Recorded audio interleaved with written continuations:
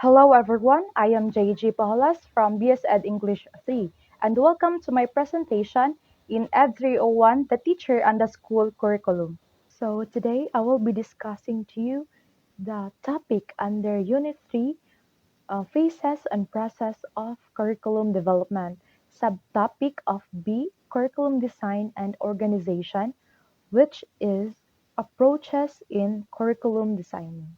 This is our learning objectives.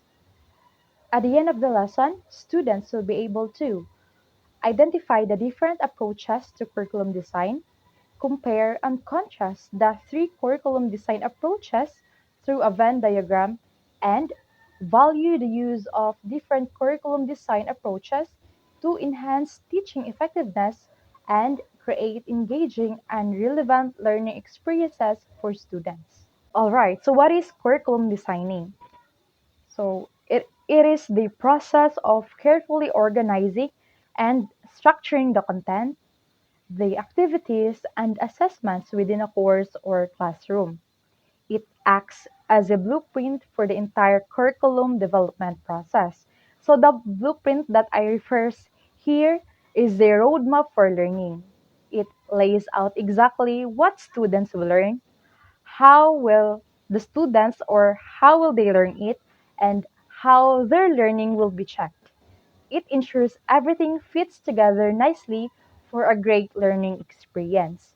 So to continue, ensuring students acquire essential knowledge and skills while providing teachers with flexibility for teaching methods. So that's what the curriculum designing all about. So there are three approaches in curriculum designing. First, we have the child or learner centered approach. Second, subject centered approach. And the other one is the problem centered approach. First, we have the child or learner centered approach. So, in this approach, the learner's needs, interests, and learning styles are the guiding forces behind curriculum design. So, the focus on this approach shifts from a rigid, one size fits all approach to a more personalized learning experience. So, in this curriculum, or the curriculum is tailored to the individual learning styles and goals of each student. So this means that curriculum designers consider the unique ways which each student learns best, which is the visual, auditory, kinesthetic, etc., or we commonly known as the multiple intelligence. So and that what way they hope to achieve. So, curriculum materials and activities are adapted to meet those specific needs and aspirations. Learners are given a range of options to suit their individual learning preferences. So, this emphasizes choice and flexibility. Students are not confined to a single or the prescribed path. Instead, they have options to explore different learning methods, activities, and materials that aligned with their personal preferences and strengths. So, in this approach, the learners or the students here are active participants in the educative process. So, here are the principles of child or learner centered approach. So, by prioritizing the rights and well being of each child, designing activities that promote holistic development, creating an inclusive learning environment, employing differentiated teaching strategies, and fostering a stimulating supportive learning space, we can empower all students to reach their full potential. So, this approach ensures that education truly serves the needs of every individual, leading to a more equitable and fulfilling learning experience for all students or for all individuals. So, as you can see in the example shown, School A exemplifies a learner centered approach rooted in the theory of multiple intelligence. Here's how it works. So the school recognizes that children have different strengths and learn in different ways. Instead of one size fits all approach, it provides various learning centers designed to cater this diverse intelligence, such as the musical, the visual spatial, linguistic, or kinesthetic, and other more.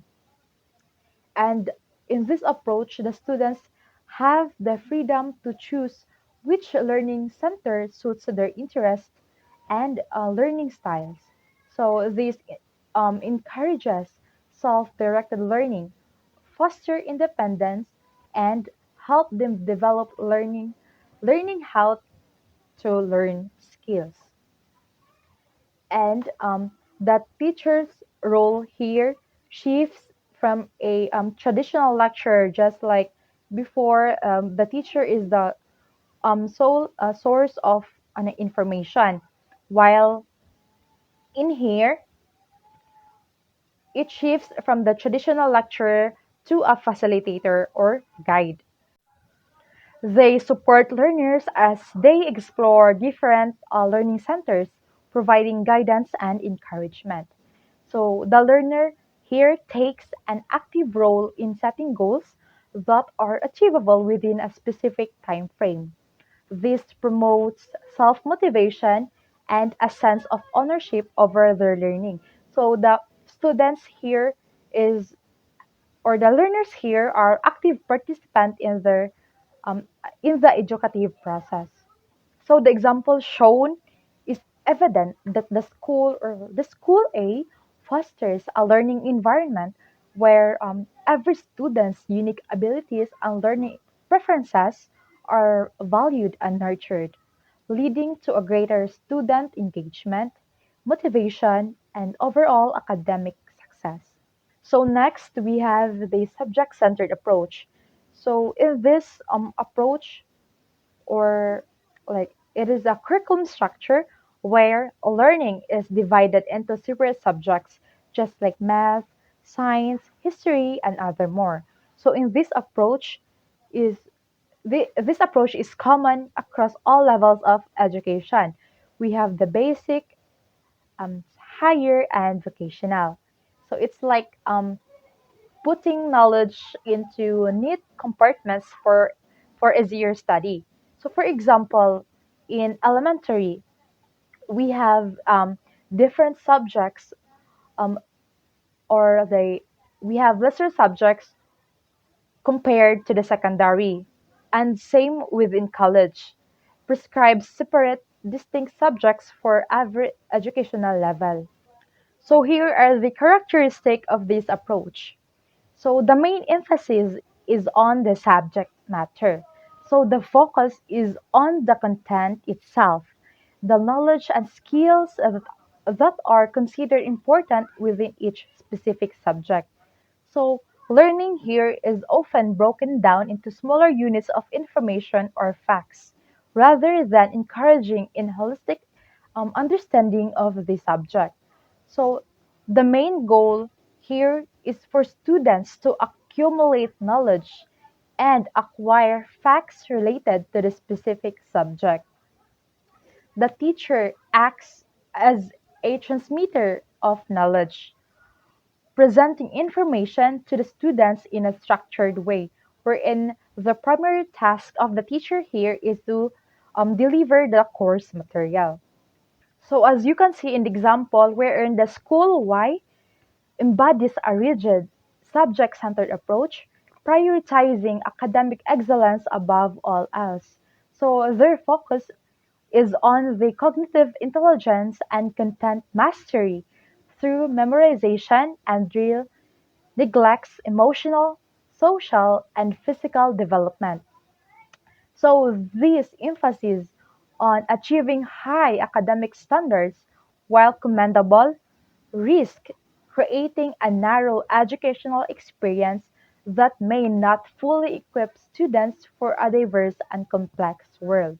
Next, we have the problem-centered approach. So in this approach, the problem-centered approach designs learning experiences that revolve around tackling or talking about real-world problems.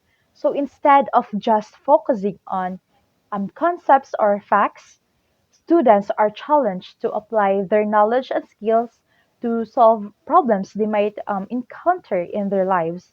So this approach also helps them develop critical thinking skills, problem solving, and decision making skills, preparing them to navigate the challenges of the real world. So, for instance, in the curriculum or in the program that has a course, for example, we have the subject um, environmental science. So, imagine we have for instance only that we have the topic about pollution. So, as the traditional approach entails about that is that the students learn about the different concepts or the different ideas only about that specific topic, which for example, which is the pollution. So in traditional approach, the students only learn about the pollution, their causes and effects, while in the problem-centered approach is the students are presented with a real-world problem. Um, for instance, the line, "Our local river is becoming polluted. How can we help?"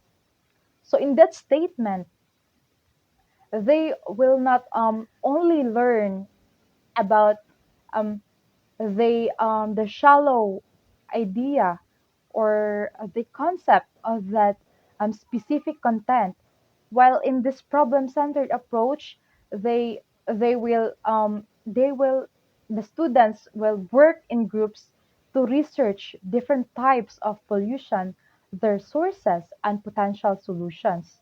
They might even conduct experiments to test the effectiveness of different water filtration methods. So in here, in this example, students are not just passively learning facts about pollution, but instead they were actively engaged in solving a real world problem, developing critical thinking, research, and problem solving skills along the way. They also gain a deeper understanding of the issue and its relevance to their lives. So we have another example that, as you can see in the box, School Z uses a problem-centered approach to education, focusing on real-world issues relevant to students' lives and society. They use case studies and practical work to tackle problems like poverty and climate change, encouraging critical thinking and problem solving skills. So, this approach aligns with the growing popularity of problem based learning in modern education. So, to wrap it up, these three curriculum approaches in curriculum designing, which is the subject centered, learner centered, problem centered, each offer unique strengths and limitations. Subject centered provides a structured foundation of knowledge. Learner centered caters to individual needs and preferences. And problem centered encourages real world application and critical thinking. Ultimately, the most effective approach depends on the specific learning goals, students' needs, and the context of the educational setting. A balanced and flexible approach, perhaps incorporating elements of each, can create a more engaging and effective learning environment for all students or for all individuals. And that would be all. And thank you very much for listening to my discussion.